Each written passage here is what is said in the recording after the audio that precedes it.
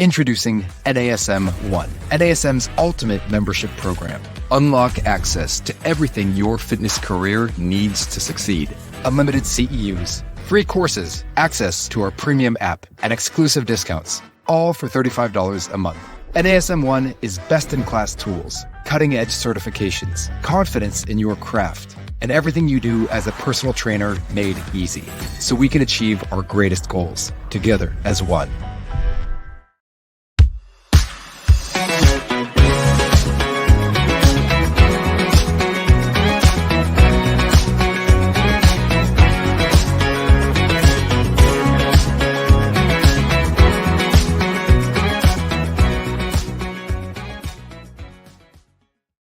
Well, hello there, listeners, and welcome to the Better Than Fine podcast. As you can see, I am not Darlene, although I probably look very similar because we share common genes. Dar, would you like to explain what is going on today? Yeah, it is very strange to hear someone else say that line. And you stole my line, which was going to be, why don't I tell the listeners why someone who looks like the male version of me is talking? So why don't you tell the listeners? Well, hello there, listeners. This fine gentleman, if you're watching on YouTube that looks just like me, is my big brother, Dan. So Dan Marshall is our takeover host. If you're a newer fan of the show, you don't know that every year for my birthday, we invite a guest host to take over the show. They're in charge, and I don't know what the interview questions are coming. In the past, it's always been someone else in the fitness and the wellness space. Dan, what's your relationship to the fitness and wellness space? You have told me to participate in more fitness and wellness things, and I make sad attempts to listen. So, okay. Well, I played a lot of basketball. I was an athlete. You were at one time. Not much of an athlete anymore. More of a curator of memes now, but fair point. Yeah. And not only a curator of memes. So let me introduce you to our audience. My brother, Dan, goes on the internet as Onepeg. He's a professional Twitch streamer, a YouTube content creator. I'm actually very proud of how successful he's been at all of those things. And you're also, I like to think of you as my first frenemy. So Dan and I are close, but we're also all of the things that your best frenemy would be.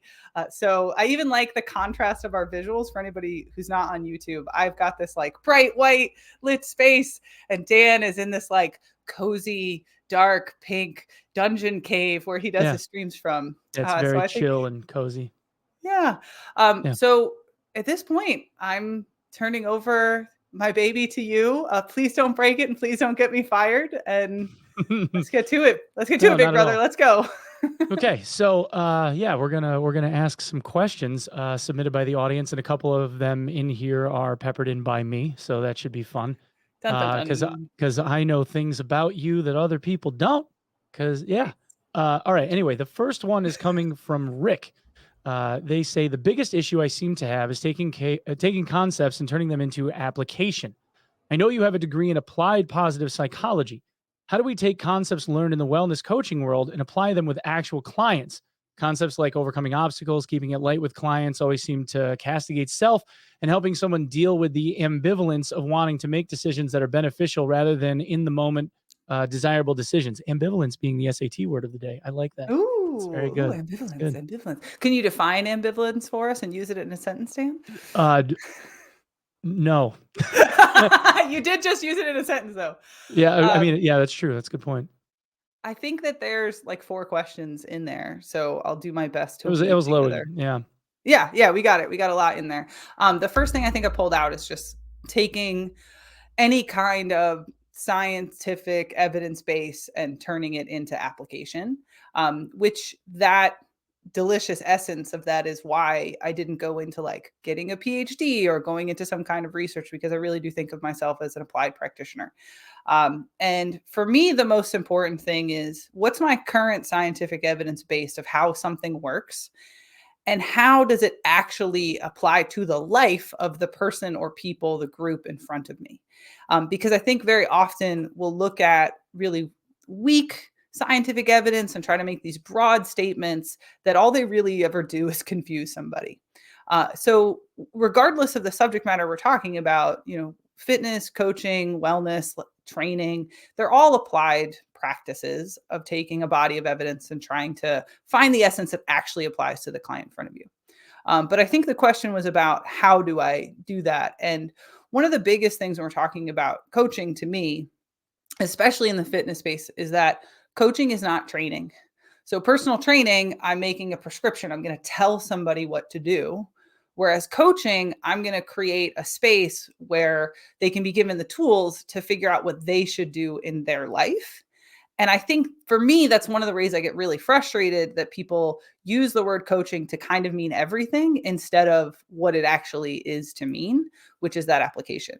Can you read me back what the bit was about ambivalence? Helping someone deal with the ambivalence of wanting to make decisions that are beneficial rather than in the moment desirable decisions. Kind of like, I guess it sounds more like good decisions versus impulse choices. Well, I'm going to define ambivalence for us, Dan.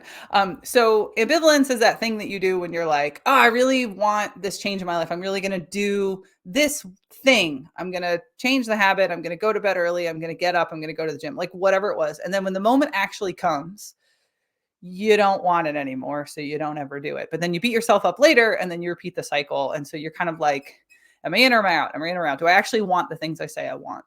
And the whole toolkit around working through ambivalence is called motivational interviewing.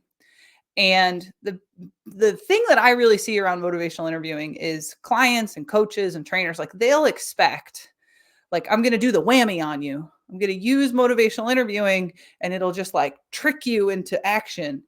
When that's not actually the point of motivational interviewing. That's not actually the point of resolving ambivalence. The point is, I'm going to help this person examine their own behavior in their own life and decide if they really want it or not. And whenever I go into an ambivalence conversation with a client, I don't go in trying to convince them to act. I go in trying to hold the space for them to look at whether or not they want the thing that they say they want, or do they just wish they wanted it, which isn't the same thing. And if they don't actually want it, how can we let it go and let them move forward in a positive way? And so to me, you're not trying to trick anybody into fixing the ambivalence. You're just trying to like help them make better decisions for themselves day to day. Right, like that core motivation stuff that you've talked about so much in the past. Oh, you've been listening to the show. Almost like I support my siblings. So weird. Okay. Oh, you are so Question weird. Anyway. Down, man. We got this thing. We are rolling. Rich asks, with the weight loss ads about to hit stride in January, how do you see this sector of the wellness industry affecting people's, especially women's, well-being and sense of self? And what perspective should we have instead? Yeah, I think any focus on weight in wellness is misguided, which I know is a really controversial opinion. Like, this is a weight neutral show for a reason. I don't advocate for just blanket weight loss statements because they aren't helpful and they aren't scientifically accurate. So if weight is the actual problem, and that's a big if, and anybody who wants to hear the scientific evidence about why I take the stance that I do, I know I'm assuming that the Rich here is Rich Fahmy, and Rich Fahmy was a guest on this show 3 times this year, and we did a whole series of episodes about weight neutrality and the myth of that weight is always bad, and the BMI and kind of all of that evidence. But to me, if weight is actually the problem, if we're focusing on weight loss itself the way we've been taught to, right? Calorically restrict, exercise a ton, damage your metabolism in the process. The way we're taught to think about it isn't actually effective. We know that because 96% of studied weight loss methodologies fail after a year. Meaning that, yeah, you'll initially lose weight, but a year out, you'll either be back to your initial weight or you'll have gained weight. And weight cycling like that is actually really unhealthful. It's linked to a bunch of long-term lifestyle disease and health issues. But what we could do instead is focus on eating healthful foods that actually nurture the body, sleeping, learning to regulate the nervous system, moving in ways that feel good, building a healthful metabolism. And if you do all of those things, weight will normalize to a healthful state. So to me, the focus on weight loss from a wellness perspective is misguided, and it's leaning into social forces that are just about money. So that's really the perspective I've taken. The other thing I would say, I think at the end he asks like, what perspective would I have instead? And the perspective that I try to instill in my clients is the idea that like, this is a long-term project. Like having a life, having a body is a long-term project. It's the longest term project you're ever going to have. And this is the body that I've been given to explore the world, to embody, right? Like this is the vehicle my consciousness rides around in. And everything I'm ever going to do is going to happen through this body. So I want to have the most informative, fun, interesting, exciting life that I possibly could have. And I want to treat my body like it's going to last me a lifetime. And how long can I make that lifetime, and how interesting and fun can I make that lifetime? And to me, that is so much more fruitful than what does my scale say? Because that says it's one of the least interesting things about a person to me. Yeah, I agree. I agree. And so many fitness influencers make their living by doing the exact opposite of what it is that you're talking about. Which I guess it is what it is, right? Misinformation is everywhere. Right. But here's the thing, like you and I both have platforms, right? Like we can say it is what it is, or we can invest time and energy in changing it. That was part of why I ever agreed to bring my show over to the NASM network. Is to me, it was a opportunity to, I had to change some things about the format. I had to compromise a little bit on what I wanted to be saying and doing. And I'm not complaining. I was happy to do it because it meant that I could share these ideas in a much larger platform. Right. To be on a network provided by one of the biggest names in fitness and certification and putting out ideas about weight neutrality, to me is a massive win, because 5 years ago, that wasn't a conversation that was happening at this level. Right. And there are a lot of fitness influencers that aren't just out there perpetuating these ideas. They're preying on people's insecurities. They're worsening their mental health.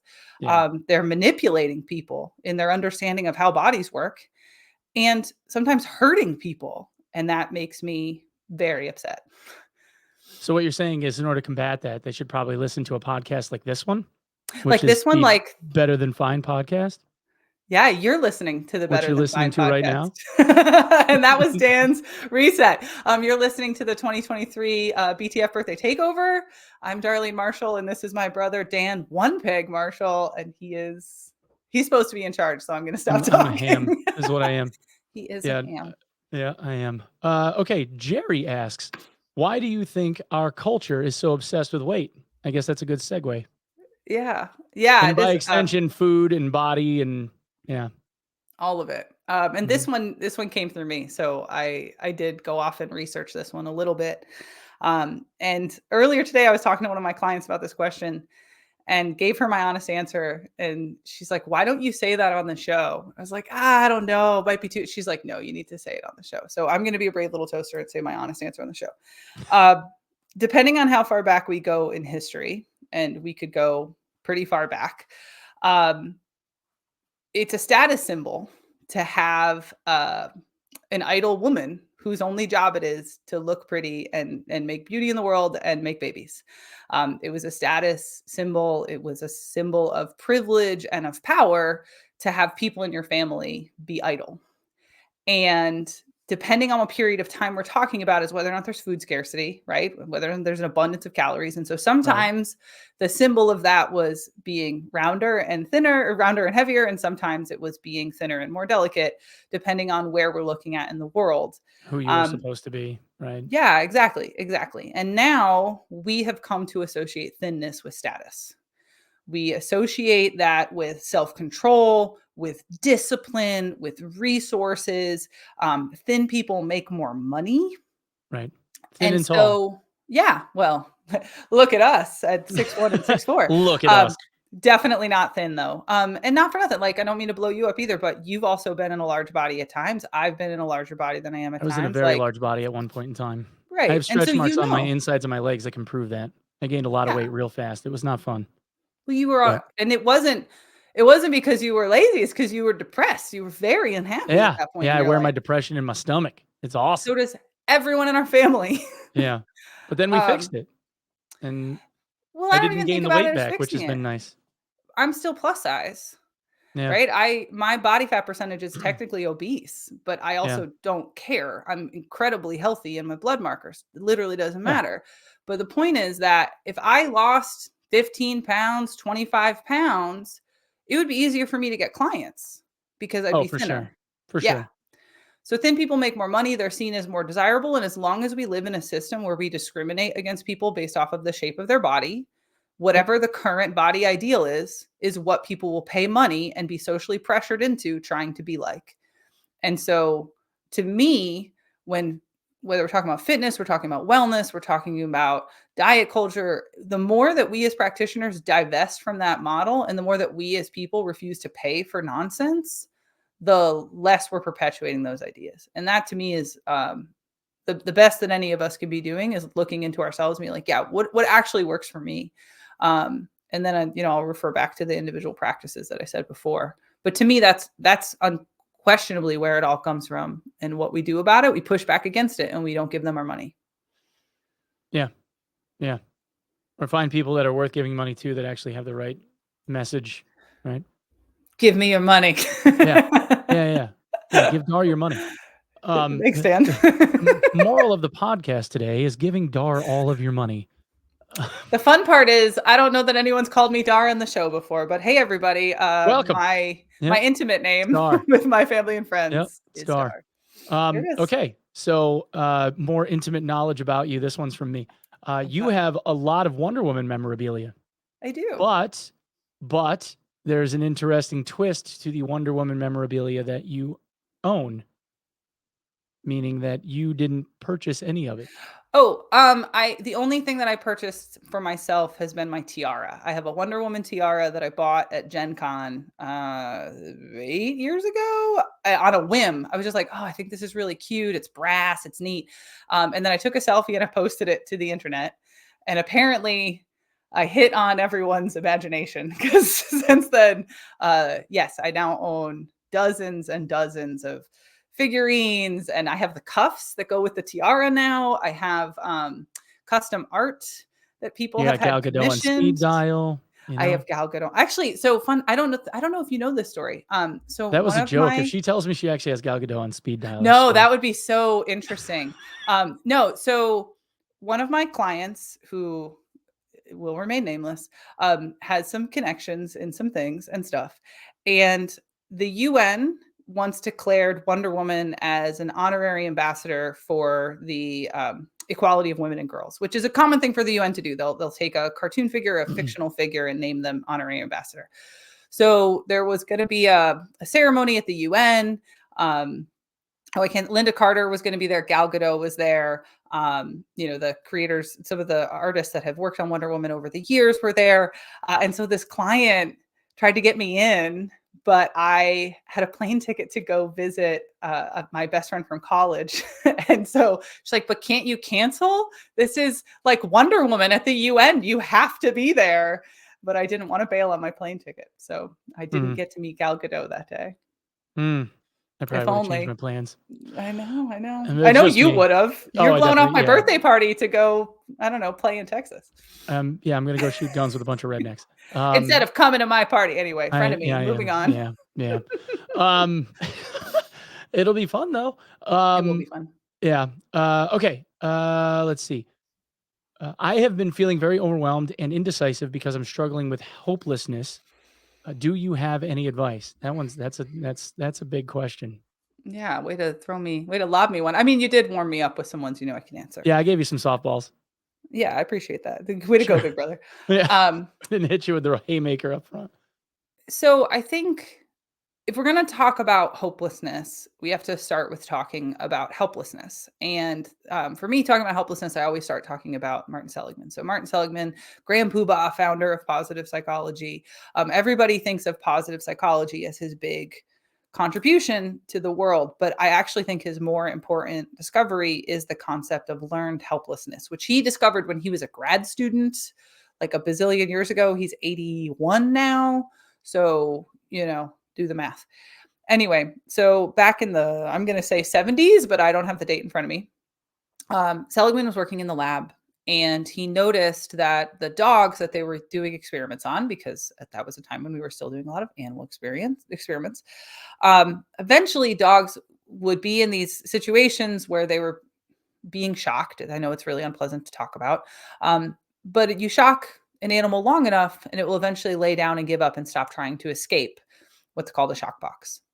And Seligman noticed this. It didn't happen with every single dog forever, but most of the dogs would eventually give up. It would be different numbers of shocks for different dogs.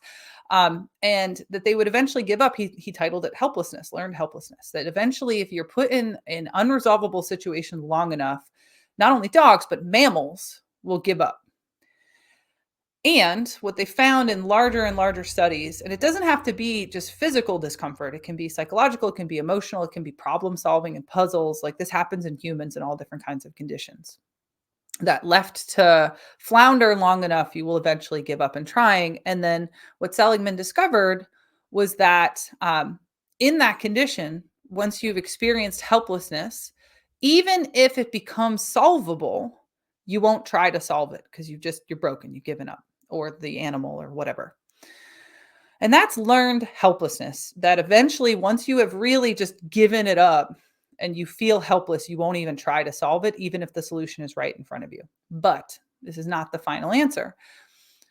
Hopelessness, to me, is more desperate than helplessness, because what Seligman and colleagues that have come after him have found was that if you show that animal the solution, and you have to show them over and over with consistency and patience, time after time, that it is solvable, they will eventually stand back up and try again.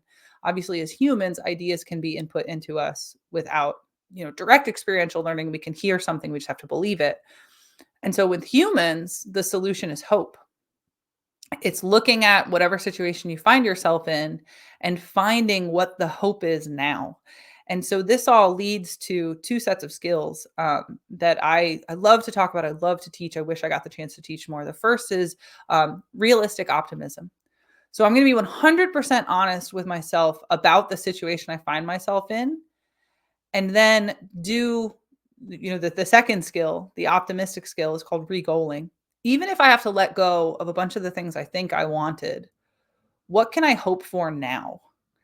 And the research on re-goaling is done with parents of terminally ill children. So you want to talk about like the ultimate hopelessness. Your child will not grow up into adulthood. What could you hope for now? And even in that situation, what you can hope for, I can hope to make sure my child knows that we love them. I can hope to live out our religious views through the rest of their life. I can hope for them to be able to come home again. Like, it doesn't matter what it is, that's still hope.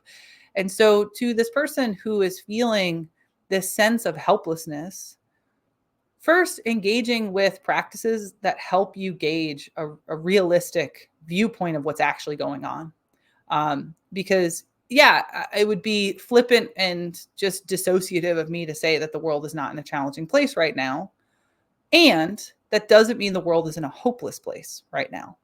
So whatever the realistic version of your reality is right now, what can you still hope for? And that hope should be anchored in your values and what gives meaning to your life, whatever that is. And that's really the best guidance I can give to anybody who's struggling right now with everything going on. What can you hope for now? And to be really realistic and pragmatic about what's actually going on in your life. Be 100% honest with yourself, and then look forward to what you can leverage, what you can do, because otherwise all of those other thoughts, all of that other time is unhelpful in actually moving us forward and in engaging with resilience. So it's kind of like the ADHD brain kind of stuff that I have to do, because I have ADHD like real bad. And you do? I do. And hyperfocus is a superpower, but only when it actually works for you. So like if there's a large task in front of me that I consider to be very, very tedious, and is a mile long laundry list worth of stuff, I have to break that thing down into like very small achievable bits and bytes, and just kind of go like, all right, move the coasters, and then what, So I have to reframe all of those things into like very small bits in order to be able to accomplish them. Otherwise, if I look at like the larger picture, it just becomes overwhelming and crushes you, and then I don't do anything. So you get like this paralysis thing going on. And to me, it sounds like when you describe that in regard to hopelessness, it's a lot of reframing on the things that you figure that you can be hopeful for and then work on the other stuff after that. And is that close? Yeah, I think it is close. It reminds me, I don't remember if you remember, we used to have this like really silly book when we were kids that was like all of these like kind of gross stories and odd factoids. And one of them was about like the man who ate a car. Do you remember this one? Oh yeah, like a little bit at a time. He would like shred up tires and like put them on his pasta and stuff. Or like grind up the glass and sprinkle it onto his tacos. Yeah. And it's like, I'm not going to eat the whole car like bite for bite as it is. I've got to process it into a way that I'm not going to eat a car, but you get the idea. Don't eat cars. Don't eat cars. Don't eat cars. No. Don't eat cars. Don't eat a car. No, it's not healthy. Don't eat a car. Yeah. It's not good for your microbiome. Yeah, it would not be healthy. No. As it pertains anyway to the Better Than Fine podcast, which is what people are listening to right now. Right? And your guest host is Dan Onepeg Marshall, and That's I'm me. in the hot seat. Yeah. I'm Darlene Marshall. Go Resets. Go Marshalls. Okay. What is one thing or the one thing, I guess you get to pick, you wish you knew at the beginning of your wellness journey? Because you have had quite the wellness journey yourself. Yeah. Oh, yeah. To the chagrin of many a medical professional that said, you can't do this. And then you just kind of did. So. Or then also the chagrin of many medical professionals toward the later stages of this process that have tried to tell me things that are incorrect about my condition. That's always fun too. Don't you just love when people get factual information wrong? That's my favorite. It's like they don't even bother to read themselves. It's great. To me, it's that whenever I have that experience, I'm going to rabbit hole for just a second. Whenever I have the experience of a practitioner who tries to give me inaccurate information about my own condition, I try to remember to have compassion for the fragile ego that feels that defensive. That when I say, well, I think you're incorrect, and then they start to posture. But for anybody who wants more information about what I'm talking about, last year's takeover episode, Rich Fahmy was the guest host, and he asked questions about my story, how I became a trainer, how I became a coach, the whole nine. And I explained, I have Ehlers-Danlos syndrome. It's a hypermobility disorder. It's genetic, and it affects the connective tissue that supports my joints. And so essentially I am a mutant, but I choose to think of it as my superpower. So even though I've got a Wonder Woman thing, I'm actually an X-Man.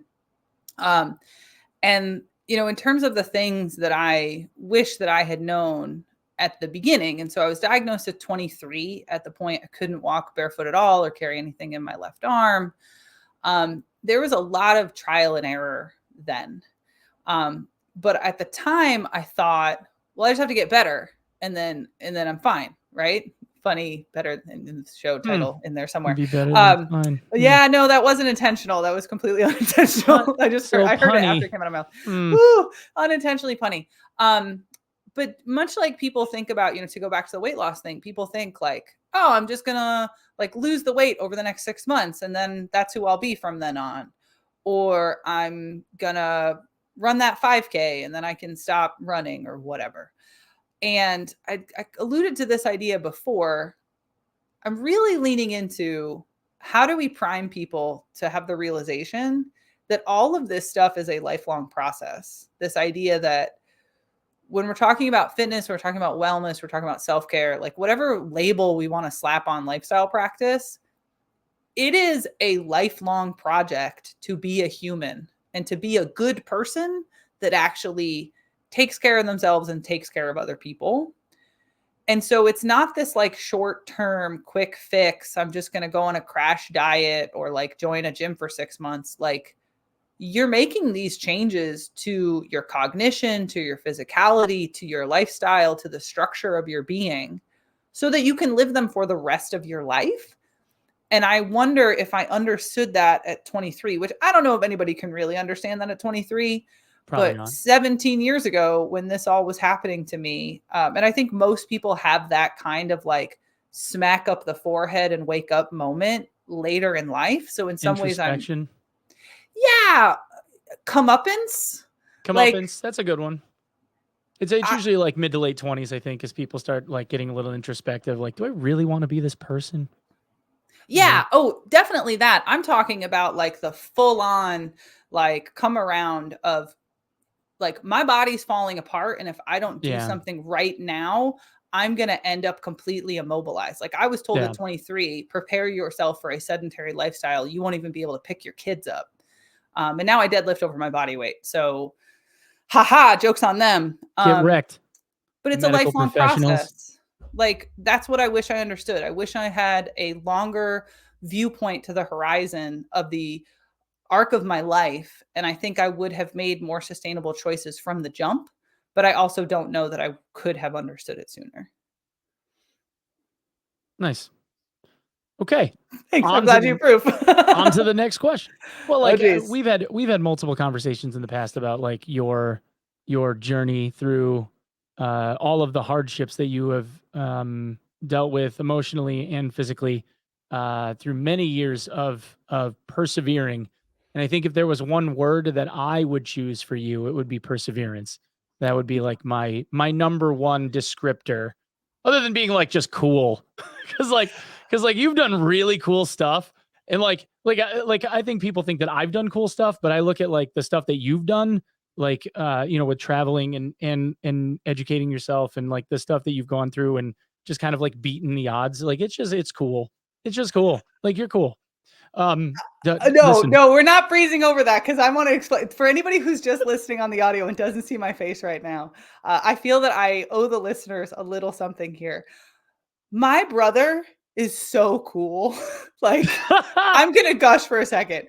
My brother, like in high school, when we were in our 20s, he was always way cooler than me. And so the idea that he would be on my show, this is the birthday present I have given to myself, that my brother, like I am sending the message back to my 15-year-old self. I'm going to tell a quick story. So when I was a teenager, when I was a teenager, in our like late teens, my brothers had this like cool group of friends and they'd go out every weekend and they go bowling and they go like shooting pool and they go to the movies and they'd be like driving their cars too fast.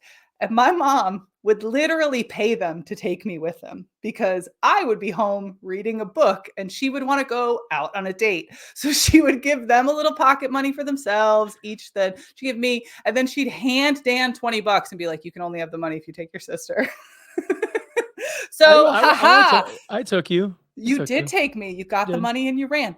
So anyway, 15-year-old self, I'm sending you a little message from the future. Dan thinks you're cool now. Yeah, you've done like really cool stuff, man. Thank you. Yeah. Thank you for saying so. Yeah. Listen, it's fine. It's fine.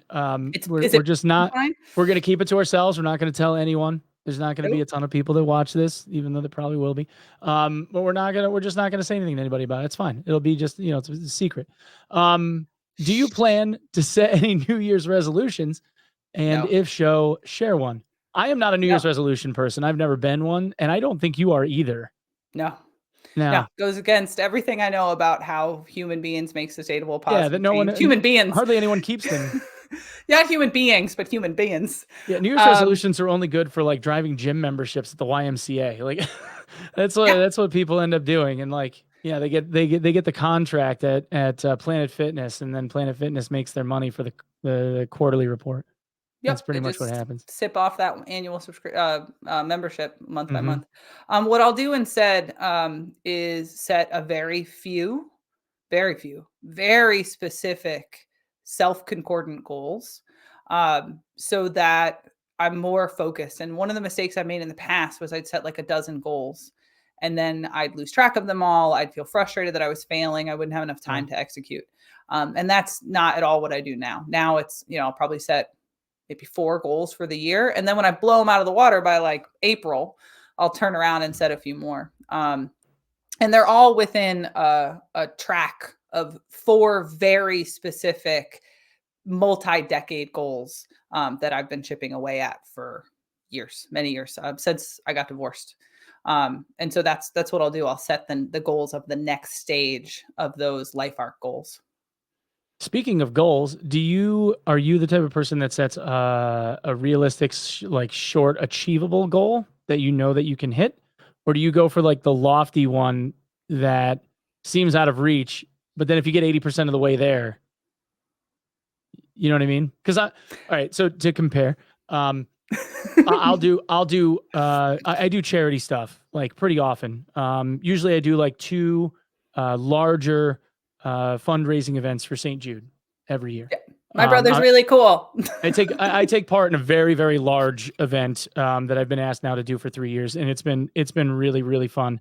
Where we try to raise money for St. Jude, and there's very, very large content creators that literally raise millions of dollars, and I will set like 30,000, something like that, something that I haven't ever hit before, knowing full well that it comes in at like 20 or 25.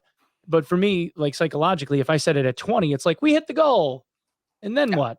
So like if I do 30 and I get 25, it's like, okay, well, I could have said 20 and then I was there, or I got 5K more, which means I did more than I would have done otherwise. So it's always been interesting to me, like, because there's people that set like very short-term ones or like relatively easily achievable ones for like that dopamine hit.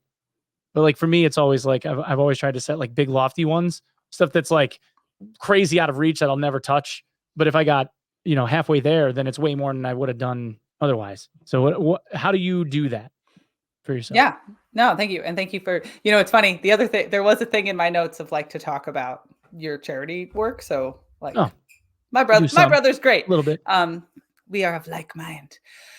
But to answer your question, I think there's 2 different sets here, right? So my personal goals for myself, I try to make them in a sweet spot in between the 2 you're talking, where I think I can reach it, but I'm going to really have to work for it.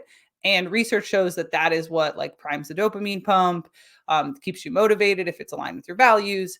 And so you want something that you have to reach for because it's actually stretching you and growing you, building your self-efficacy.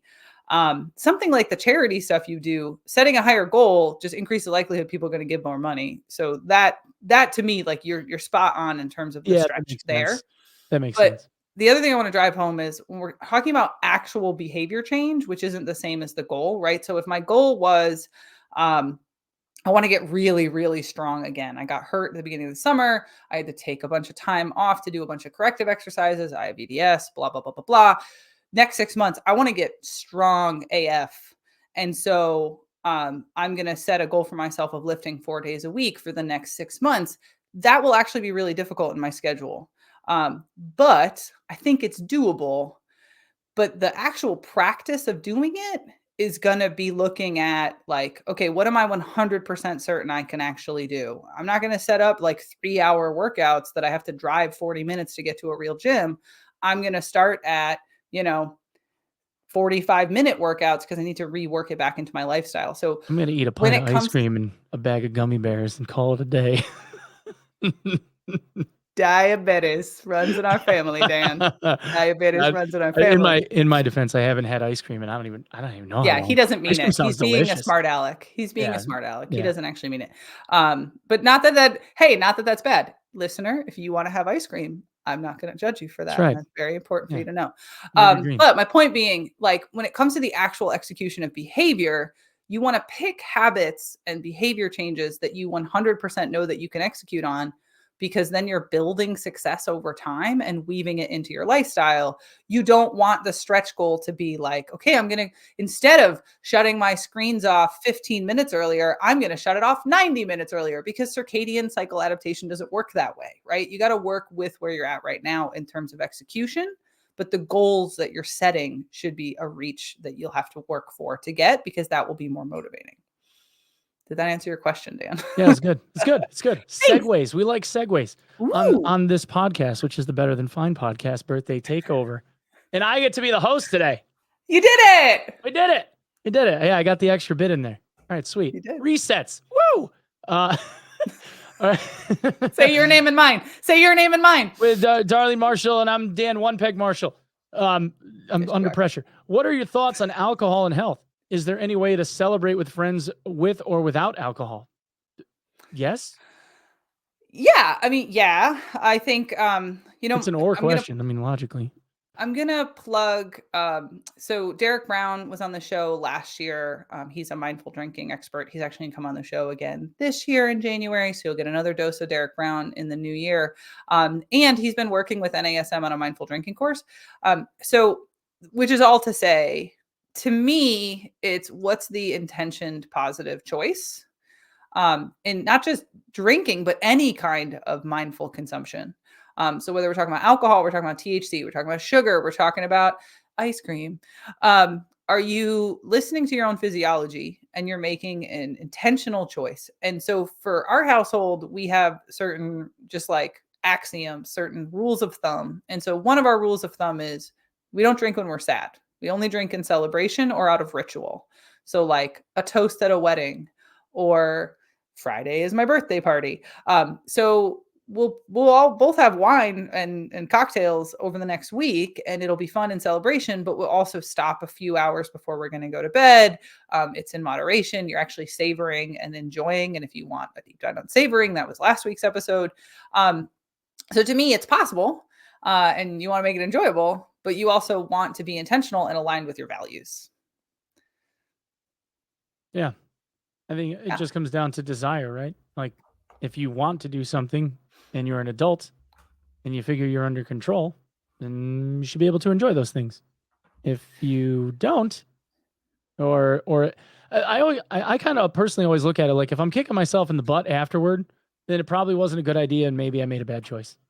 And, yeah, but what if it's ambivalence? Like, what if it's I want to want it because I feel like I've been socially pressured into wanting it, right? Well, like, I'm one of those people that like we're like the only people that tend to dwell on the past. Like, us we're as the only species, ones. we dwell on the past, right? Like other species, they learn from their mistakes and they try to not repeat the same behavior. And we have, I think, the best of intentions, but you know.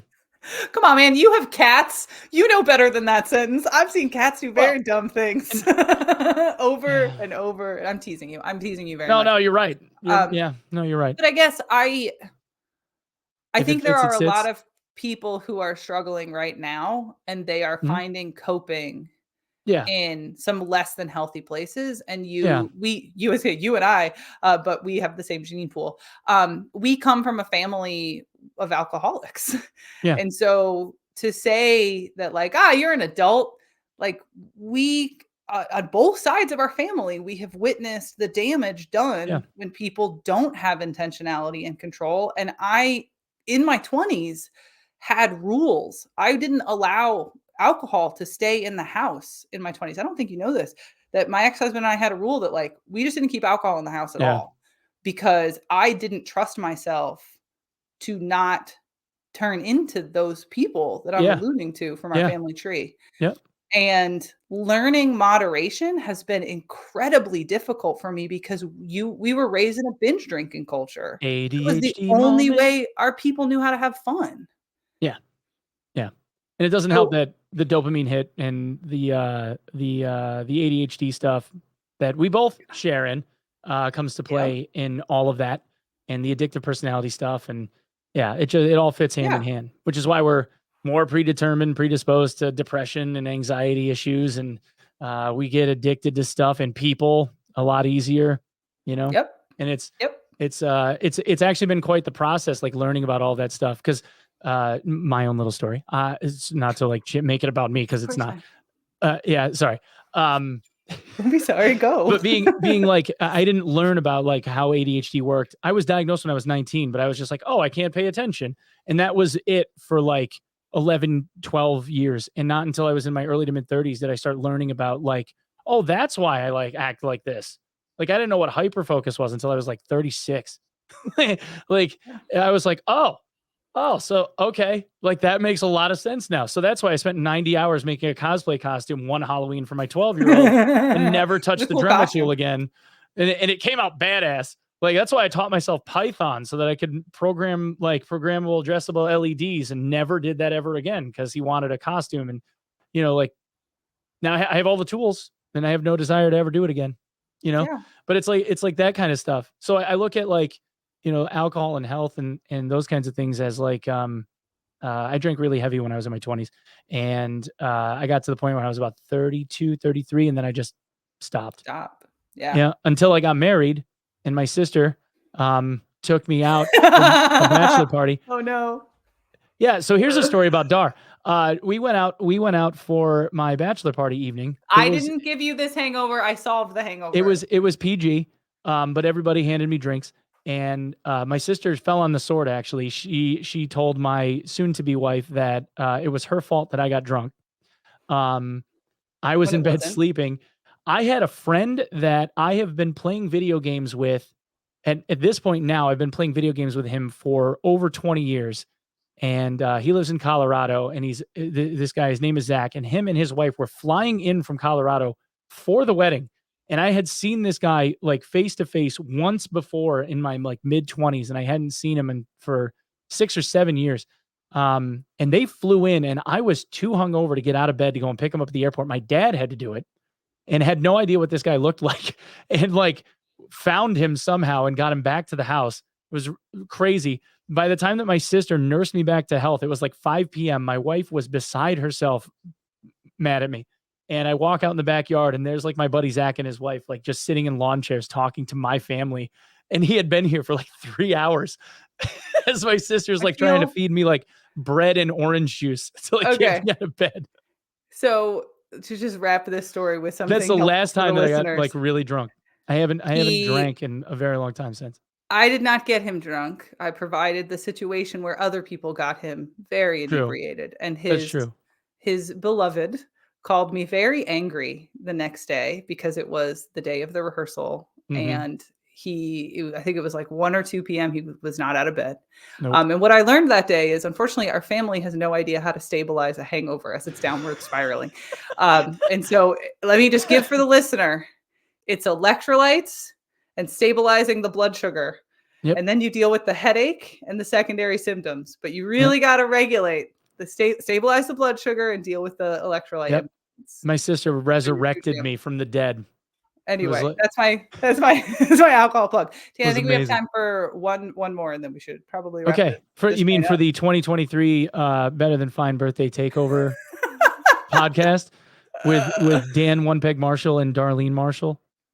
Good work. You nailed it on the last one. Let's go. We're so good at this. me and my ruined voice.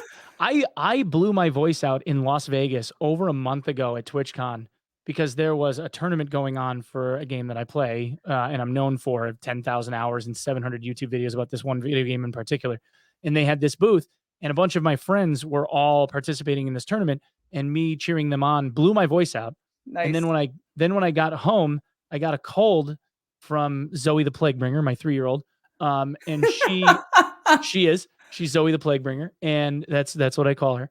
And she gave me a cold that gave me laryngitis, and I lost my voice for like 2 days. And it's been 2 weeks since then. And then she just gave me another one. I got pharyngitis now that I'm on steroids for. And I'm drinking hot tea and lemon and with honey and all this other stuff to try and like bring it back. But I just like, I have like this rasp going on. I got like the smelly cat voice. And yeah, I what are they feeding you? Yeah, I had this fall, I also had bronchitis, and then I got better for 3 weeks, and I got COVID. And so I've also been, people who've been regularly listening to the show, like, what is wrong with you? Like everything. But also Dan and I were both singers, and we fronted a band together, and Dan used to blow his voice out every show. So I don't blame the laryngitis. What do you got? Last question. Let's go. I sing really loud too, and I've been practicing how to scream lately. Well, I've been doing it like Dan. Question. Yeah, I'm working on it. ADHD moment. All right. Okay. Okay. So this one, it literally says, "Save it for the end." Who is your favorite person from Travis Mannion SLP cohort 5? And it's from. Is it from Deanna? Yeah, Deanna, you better be listening to this show. I'm guessing. I hope that Deanna's not disappointed in this answer, which is, and actually, if we can do one more question, I'll answer this one real fast, and I think we should answer the question from Frank, because that's what I expected you to do last. I totally forgot about Deanna's question. Deanna, it's good. You're going to be disappointed, Deanna. It's Matt. So not Matt, my husband, but Matt from cohort 5. So anybody who's listening who doesn't know, I volunteer with the Travis Mannion Foundation Spartan Leadership Program. I'm their positive psychology expert, and it's a great program. If you are a veteran or a Gold Star family member, go look into this incredible leadership program. It is using the tools of positive psychology to give veterans and families of the fallen a new sense of purpose and mission within their own communities. And the reason that it's Matt is this wonderful older gentleman who is in this year's cohort, who when I'm going to end up crying telling this story. In April, when the new cohort kicked off, he and I had a very private conversation where he shared with me that he had a terminal prostate cancer diagnosis. And I'm sure my brother is making a face right now because our father was given a terminal prostate cancer diagnosis 15 years ago and lived. Mm-hmm.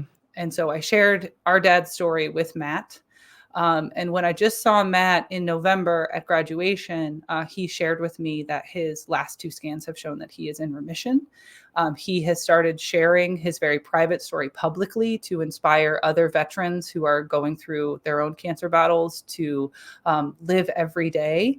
And Deanna, who asked this question, lost her husband, who was a veteran, to cancer. And so, veteran cancer, I think a lot of our vets feel that they need to internalize their struggles. And really, when you reach out and open up to other people with vulnerability, you get the opportunity for incredible support and resilience. And Matt is a testament to that. So, our dad, his survival story resonated really deeply with Matt, and Matt's willingness to trust me and to share his story with me and then trust his cohort. So sorry, Deanna, it's Matt, but I know you'll understand. Heck cancer, man. I want to swear, but I'm going to keep it. We're keeping it PC. Heck cancer. Right. How can you fight? All right. So this one's from Frank, a guy I know pretty well. How can you fight the negativity and depression that is everywhere in the current world atmosphere? And they love to publicize that an awful lot, don't they? Yes, they really do. So human beings have something called negativity bias, where we focus on potential threats, potential disruptors to our equilibrium. And it was a feature, not a bug, for most of our evolutionary ancestors. And in modern times, it's become a bug that we have to manage, because a lot of us are losing the sense of what it's like to live with a calm, regulated nervous system, because we're overstimulated all the time and we feel like there's threat busting through the door all the time. So Frank sent me this question. Frank is a crossover from Dan's audience to mine, and I feel very fortunate to know Frank. So hi, Frank. And thank you for the question. And so I wanted to wrap on this one because I think it's something that a lot of people are struggling with right now. And so I've got three axioms. The first one is start with knowing who you can trust. And so that means like curating your feeds to be people that you follow that you know are legit, that they actually know what they're talking about, and that you can trust the information that they're giving you. Invest time and energy into friendships that are actually beneficial to you. So cutting out toxic people, working on your communication, giving them resources to work on their communication, and then to actually seek out reliable evidence-based information so that you're not just taking any influencer's word for it. So all that kind of falls under knowing who to trust. The second thing related to this was something that I really took away from doing the episode on climate anxiety. And if you don't know what I'm talking about, go back and listen to the episode on climate anxiety, which really all of the scientific evidence on climate anxiety is very clear that having a negative emotional reaction to a really bad thing is completely appropriate and normal. And so if you are looking at some big threat in your life, some destabilizing force, and you're feeling anxious or depressed, or having, anger, that's healthy, because those negative emotions will inspire us to act. And so, yes, curate your feed, but don't detach. Engage in appropriate action in response to whatever the negative thing is. And that actually leads me to like this last point, which was that, Dan, thank you for all of the nice things that you said a moment ago about me, but I've spent much of my life investing a lot of my time and energy in building up more and more resilience and more resources to be able to help other people. And I actually think that is really true of you as well, because I actually do believe that the world's problems right now are still solvable. And what I believe very strongly is that each of us at a certain point has to decide if we're going to be part of the solution. And being part of the solution looks different for everyone, depending on your gifts, your superpowers, your interests, what you're capable of. And there have been times in my life where I'm like, I'm just a coach. I'm just a fitness person and a wellness person. Like, what the heck does that ever help anybody? But some of my clients have gone on to do incredible things out of the stability that the little practices I have taught them are. So, I've got clients who are executives. I've got a client who's gone on to become an ambassador, like people who really are acting on the world stage out of the stability that we built together. And, I think it's really easy for people to be like, Dan's just a Twitch streamer. But you already gave away the ghost. Where I was going to go with this is like, through Dan's work, he has made the world better. Like, to pay back in kind, the tens of thousands of dollars that you have raised to research rare children's cancers. But I think the other thing that you've done that has been really impressive is your channel is a safe space for people who are often ostracized in the gaming world. So you created a safe space, not just for women, not just for queer people, but for trans gamers to come and know that if anybody said any boo to them, that you would roast those people and ban them because they're trying to other people that you think should be included in the gaming world. So while that might seem like, oh, he's a Twitch streamer, he's a YouTuber, what is he actually doing to make the world better? Like, you are. And I think, to me, that is an example of a way that somebody can be using their gifts to improve the world for everyone. And so again, like, building up the resilience, doing the work in yourself, so then you have the fortitude to turn around and be like, okay, who am I going to help today? That, to me, is how you actually deal with the negativity, the depression, the anxiety of the current atmosphere of the world, is you make it better for other people. And in turn, that makes it better for you. Yep. Just like when you go camping, you leave the site better than the way you found it. Yeah. Campsite rule is a great place to end this. Hell yeah. Heck yes. Camping analogy. Let's go. I love metaphor. Thanks for coming to do the birthday takeover show with me, Dan. Thanks for having me. Out really great. I have to go pack for a plane. I'm getting on in like 12 hours. Yeah, Dan's blowing off my birthday party to go have fun. I guess. Yeah, I'm gonna go shoot guns with 2 former WWE superstars and Bam Margera. See, this is what I mean. He's way cooler than me. Dude, I'm gonna slap hands with The Undertaker and Goldberg. I'm losing my mind. I'm losing my mind. It's like, I'm what? Yeah, Steve-O's coming too from Jackass. Steve-O's coming. Well, now I feel like I should brag. Should I give one final brag? Do it. Yeah, brag. Yeah, let's have Dan's been telling me to share this brag on the show, so I'm going to share this brag. Brag.